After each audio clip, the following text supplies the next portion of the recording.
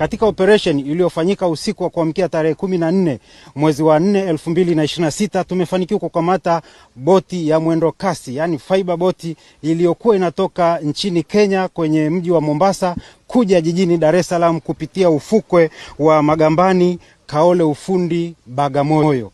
Katika boti hii tumeweza kukamata viroba 18 vilivyokuwa vimejaa mafurushi ya mirungi, ikiwa na vifurushi takriban 1062 vilivyokuwa vimejazwa katika viroba hivyo. Hata hivyo tumeweza kukamata watu 4 kuhusiana na usafirishaji wa dawa hizo za kulevya, ambapo wa kwanza ni Jamali Ali Faki mwenye umri wa miaka 35 mkazi wa Tanga.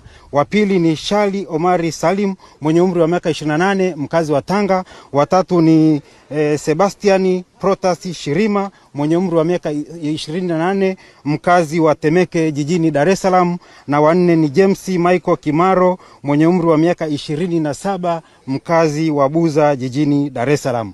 Boti hii imekuwa ikisafirisha dawa za kulevya kutoka nchini Kenya kwenye mji wa Mombasa kuleta jijini Dar es Salaam kwa muda mrefu, na tumekuwa tukifuatilia na dawa tulizozikamata hivi karibuni, ambapo tulieleza kwamba mirungi imekamatwa kwa wingi zaidi kuliko dawa nyingine za kulevya.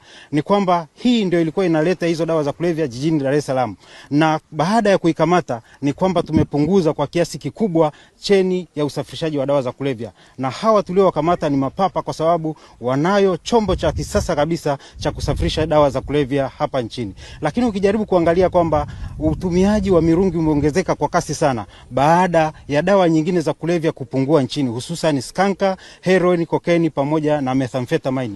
Na tunaendelea kufanya operation endelevu ili kuhakikisha kwamba tunadhibiti mitandao yote ya usafirishaji wa dawa za kulevya hapa nchini ili Tanzania iendelee kuwa salama. Tunatoa wito kwa wananchi kuendelea kutoa ushirikiano kwa mamlaka ya kudhibiti na kupambana na dawa za kulevya, na tutahakikisha kwamba yoyote ambaye anajiingiza kwenye biashara ya usafirishaji wa dawa za kulevya tutachukua hatua kali. Na serikali ya Tanzania iko makini kuhakikisha kwamba tunadhibiti kabisa uingiaji wa dawa za kulevya nchini. Tumefanikiwa kudhibiti dawa za viwandani, na sasa tunaendelea na kuhakikisha kwamba tunadhibiti dawa za mashambani, hususani bangi na mirungi, hasa mirungi inayotoka nchini Kenya. Baada ya kufanya operation kubwa katika mji wa Same na kuweza kudhibiti kilimo cha mirungi katika mkoa wa Kilimanjaro, wilaya ya Same, sasa mirungi inaingia kwa wingi kutoka nchini Kenya, hususan maeneo ya Mombasa. Hivyo wale wote wanaoendelea kujihusisha na biashara hii tunawaonya waache, na tutahakikisha kwamba mamlaka itaendelea kuchukua hatua kali dhidi yao.